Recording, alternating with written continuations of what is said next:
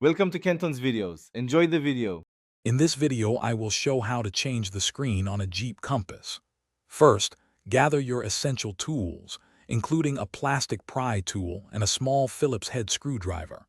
It's crucial to confirm your new screen is the correct model for your vehicle. Before starting, always disconnect the negative terminal of your car battery to ensure safety throughout the process. This simple step prevents electrical issues. Next, with your plastic pry tool, carefully work around the edges of the screen's trim bezel to gently remove it. Once the bezel is off, you'll see the mounting screws securing the old screen. Use your Phillips head screwdriver to remove these screws.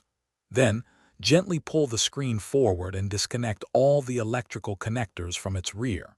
Take your time to avoid damaging any wires. Now take your new screen and carefully connect all the electrical cables to the corresponding ports on its back. Once connected, position the new screen into the dashboard opening. Use the mounting screws you previously removed to secure the new screen firmly in place. Finally, reattach the trim bezel, pressing it gently until it snaps securely around the new screen. Double-check for a snug fit. To complete the process, reconnect the negative terminal of your car battery.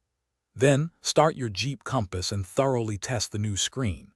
Check all functions, including touch response, navigation, and audio controls, to ensure everything works perfectly.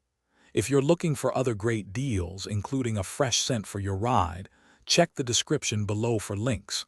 Enjoy your upgraded screen. Thanks for watching. Consider subscribing if we helped you.